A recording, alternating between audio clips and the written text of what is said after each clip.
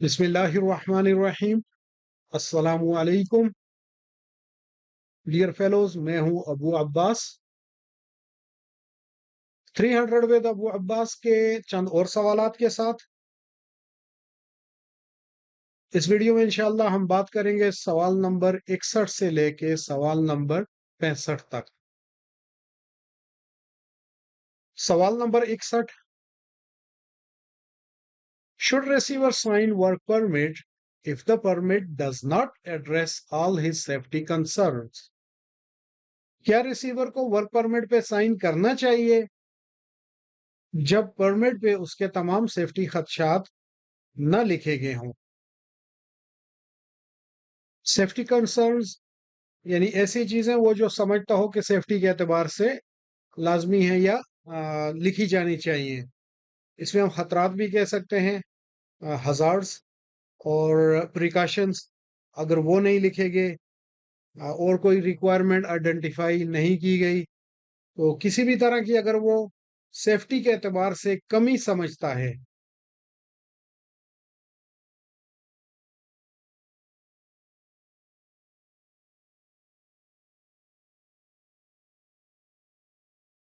इसी तरह जैसे अगर वो कंप्लाई नहीं कर सकता, परमिट की रिक्वायरमेंट पूरी नहीं कर सकता, तो वो दस्तखत नहीं करेगा परमिट पे। इसी तरह अगर रिसीवर ये समझता है कि कुछ कमी है सेफ्टी के एतबार से परमिट पे लिखे गए खतरात या उनकी तदबीर या प्रिकॉशंस जो हैं वो अगर पूरे नहीं हैं, तो वो दस्तखत नहीं करेगा। अगले सवाल की तरफ चलते हैं। सवाल number 62, 62, when conditions are changed a work permit can be cancelled by। जब हालात तब्दील हो जाते हैं तो एक वर्क परमिट कैंसिल किया जा सकता है, मनसूख किया जा सकता है। बाय यानी कौन ये कर सकता है? Cancellation of work permit is done if conditions are changed by. Permit मनसूख किया जाता है या कैंसिल किया जाता है जब हालात तब्दील होते हैं। कौन करता है? A work permit can be cancelled by. एक वर्क परमिट जो है वो कौन मनसूख या कैंसिल कर सकता है? Who can cancel work permit? कौन वर्क परमिट कैंसिल कर सकता है या मनसूख कर सकता है? जब हम कहेंगे कंडीशंस, तो कंडीशंस हालात, ये वो हालात हम कहेंगे जो जब परमिट एग्री कर दिया जाता है, परमिट पे एग्री हो जाते हैं इशूअर और रिसीवर, उस वक्त जो कुछ लिखा जाता है परमिट पे सेफ्टी फॉलो करने के एतबार से और बाकी जो इन्वायरमेंटल कंडीशंस होंगी, जो माहौलियाती जो भी लवाजमात होंगे, वो हर चीज एक सेटल्ड होती है, देख के उसके हिसाब से किया जाता है। इन कंडीशंस में कोई इमरजेंसी कंडीशन भी आ सकती है, इन कंडीशंस में वेदर चेंजिंग भी आ सकती है। माहौलियाती या एनवायरमेंटल दूसरे फैक्टर्स जो हैं, हाई टेम्परेचर हो गया, शिद्दत की गर्मी या बहुत ठंडी हवा या ठंड किसी भी तरह से, इसी तरह काम की कंडीशन जो है उसकी नौयत में फ़र्क आ जाना। तो कोई भी अगर कंडीशन चेंज हो जाए तो वर्क परमिट कैंसल किया जा सकता है। अब कौन कर सकता है?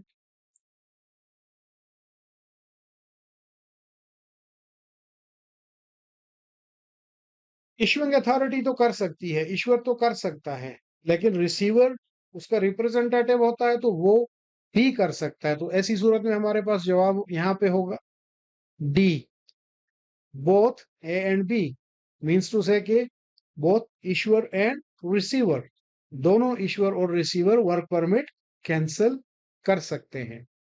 अगले सवाल की तरफ चलते हैं। सवाल number 63, 63, why designated representative is sometime appointed or assigned? Designated representative क्यों तैनात किया जाता है या मुकर्रर किया जाता है या रखा जाता है या उसके काम हवाले किया जाता है?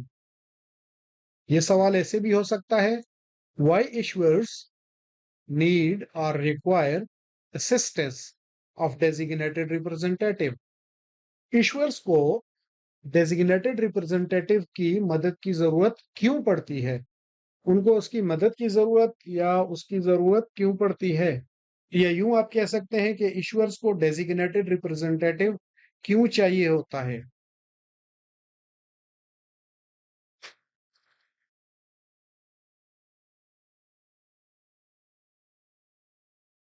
तो उसकी जरूरत कब पड़ती है या क्यों उनको चाहिए होता है? The issuer may be busy and need help. ईश्वर हो सकता है बिजी हो, इसलिए उसको मदद की जरूरत हो। और डेफिनेटली हर परमिट के लिए उन्हें ये सारी चीजें देखनी पड़ती हैं, equipment, scope of work, joint site inspection, बाकी सेफ्टी की रिक्वायरमेंट्स। तो जब परमिट ज्यादा होंगे तो एक आदमी इतना फिर वो काम डेफिनेटली नहीं कर सकता। इसलिए ये ट्रेंड आदमी होते हैं जो उसको असिस्ट करते हैं या उसकी हेल्प करते हैं। ये सारा कुछ लिख लिखा के परमिट फिर इश्यूअर को देंगे और इश्यूअर जो है वो परमिट इशू कर देगा दस्तखत करके। अगले सवाल की तरफ चलते हैं, सवाल number 64, 64। What is the responsibility of designated representative? Designated representative की, मुकर्रर करदा शख्स की जिम्मेदारी क्या है? डेजिग्नेटेड नामजद या मुकर्रर करदा, नामजद किया गया मौजूद लफ्ज है, तो उसकी जिम्मेदारी क्या है?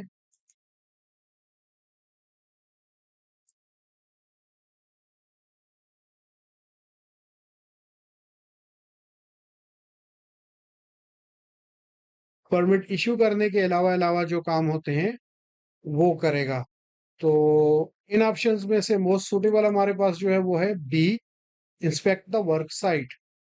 और इन अदर वर्ड्स ये ऑप्शन भी हो सकती है to conduct the joint site inspection, कि जॉइंट साइड इंस्पेक्शन कंडक्ट करें।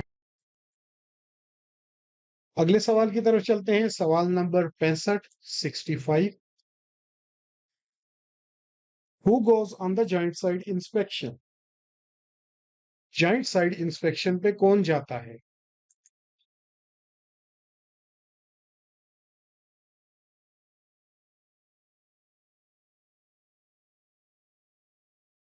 जॉइंट साइड इंस्पेक्शन पे इश्यूअर और रिसीवर जाते हैं।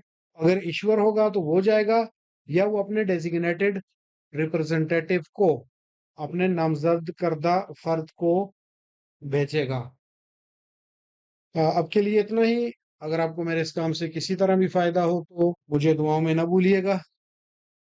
वीडियोस पे अपनी राय का इजहार अनलाइक या लाइक की सूरत में जरूर दीजिएगा। किसी भी सवाल की सूरत में आप कमेंट सेक्शन, दिए गए ईमेल एड्रेस या व्हाट्सएप पे आप रब्ता कर सकते हैं। मेरे इस काम की हौसला अफजाई के लिए, चैनल की सपोर्ट के लिए इसे सब्सक्राइब जरूर कीजिए।